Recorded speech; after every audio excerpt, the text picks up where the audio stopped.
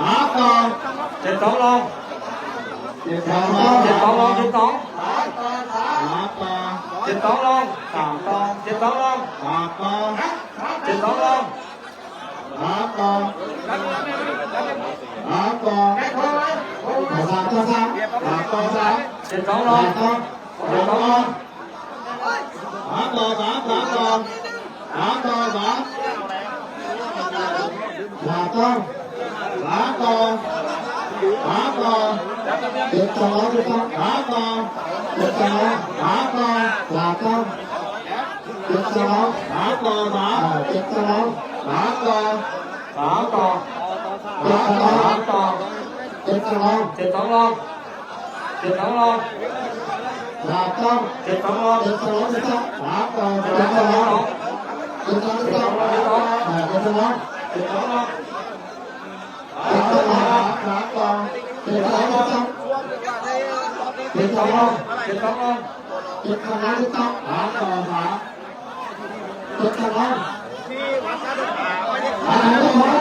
เดี๋ยวก่อนเดี๋ยว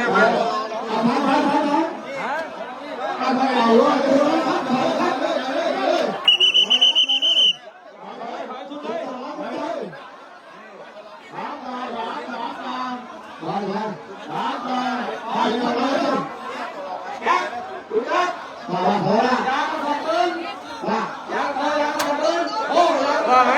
หนูว่าไง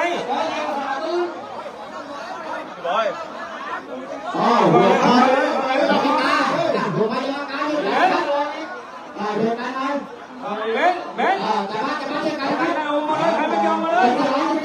เอาเลย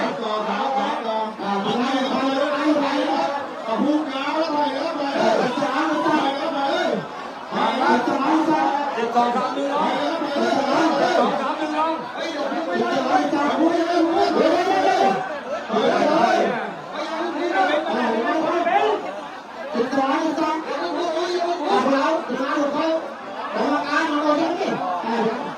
บาสเชิญอะไรคนนี้พี่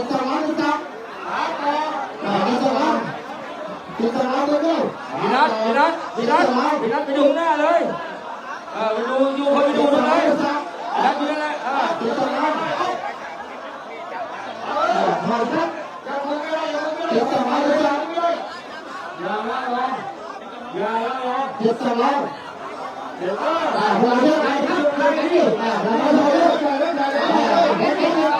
ลอกเองเก็บเบอร์ใส่กันครับทานมอนขบวน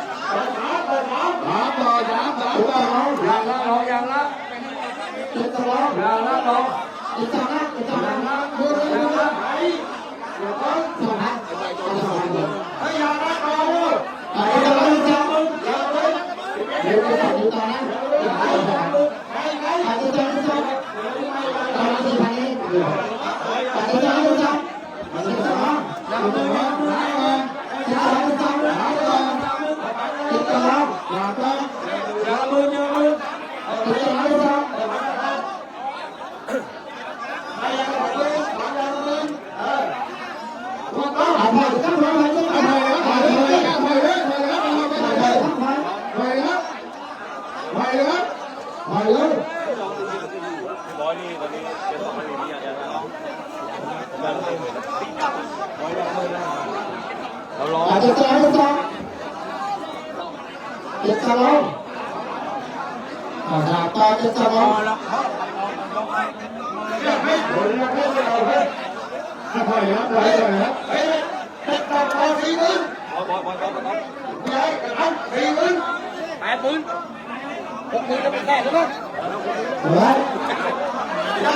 เอามาที่ไหนเอามาเลยมาเลยครับ ถอยไม่ถอย เจ็บตัวเราเจ็บตัวเราตัวบ้างตัวบ้างตัวใหญ่ครับมือใหญ่นะอย่ามาถึงครับเราขอร้องเขาครับ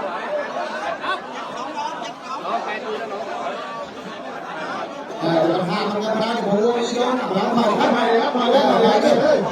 อะไรครับอะไรครับมาเลยไม่พออะไรครับมาเลยมาเลยมาเลยมาเลย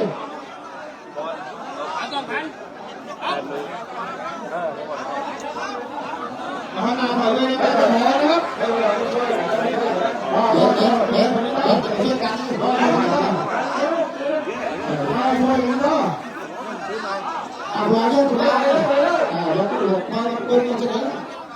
เอาไปเนาะไปเลยไปเลย ทำงานจะให้จริง เอ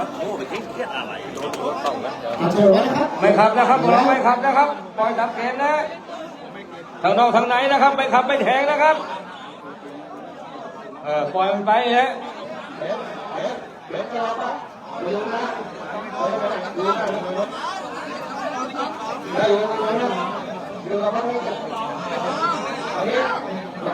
จะต้องดูไงใช่ไหมดีรัดอยู่หน้านะดีรัดนะถูกไปไม่ขับดีไม่ขับดีไม่ขับดีไม่ขับตัวเราปล่อยไปปล่อยไปหนึ่งรอบหนึ่งรอบหนึ่งรอบข้างในมามั่งข้างในมามั่งข้างในมามั่งข้างในมาหมดที่ลงมาเลยไว้สองรอบสองรอบเลยไว้มาสามรอบเอามาไว้คิว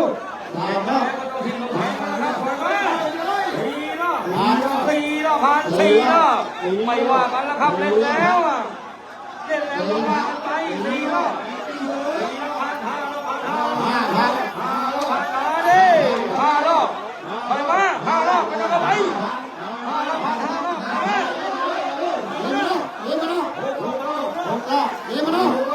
โอ้เข้าไป6 รอบผ่าน6 รอบ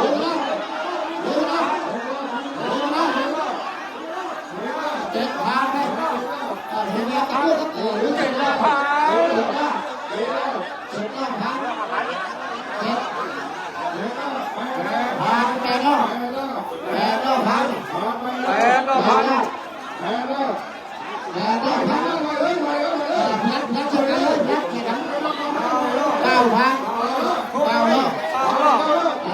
คุมตัวจะมีคนไป9 รอบ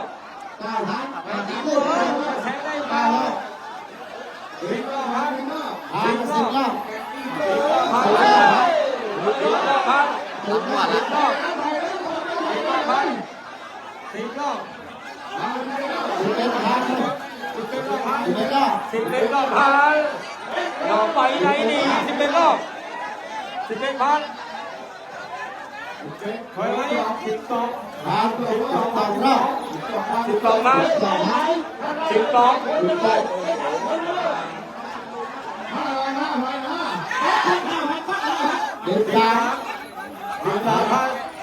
13มีย่อนซะแล้ว13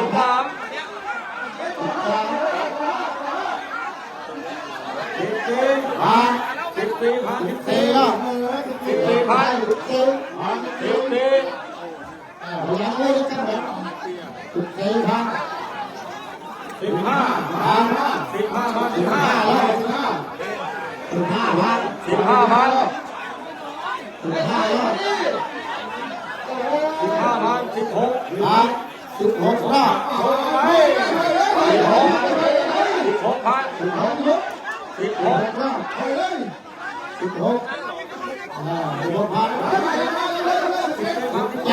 ไป17 พัน 17 ผ่านบอย17ผ่านไป18 รอบ 18 ผ่าน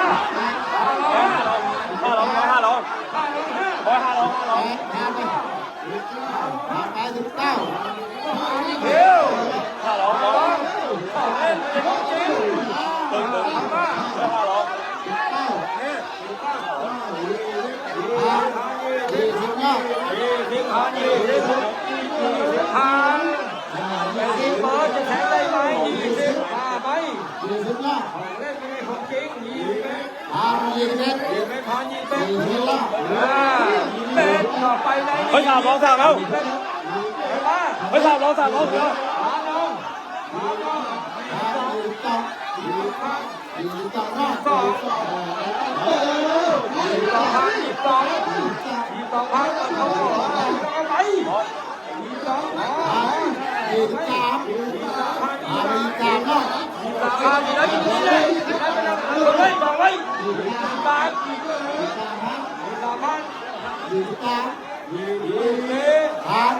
24ละ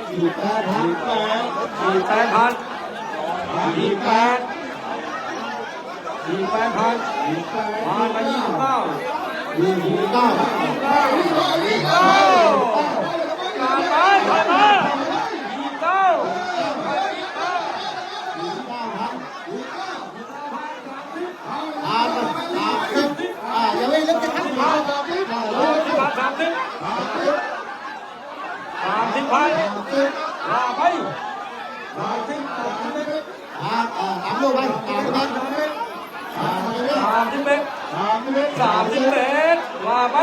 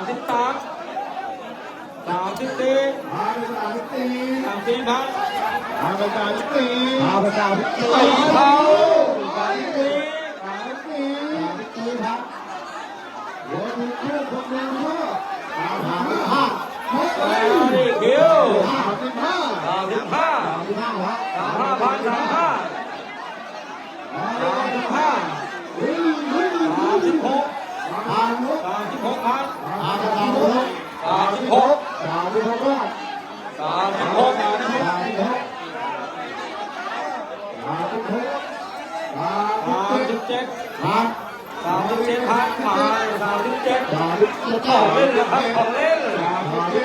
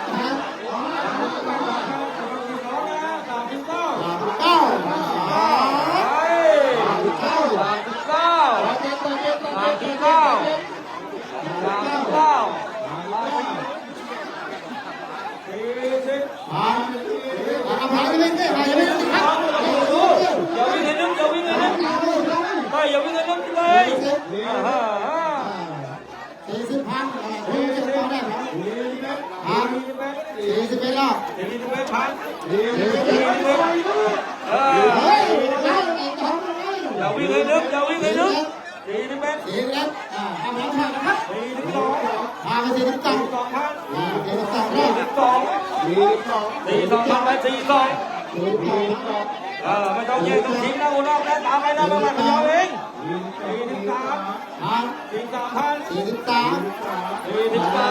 โอ้ยไป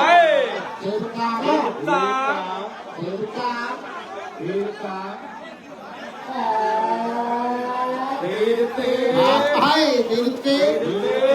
ลูกตีแล้ว ตีตีพัน ตีลูกตีตีลูกตีพัก ต้องแย่งนะลงมือไปลงมือไปตีห้า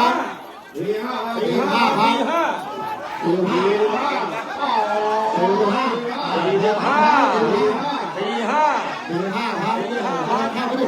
เราก็ต้องเข้าอยู่ครับทางตีหก ตีหก ตีหกตีหกตีหกตีหกตีหก ตีหก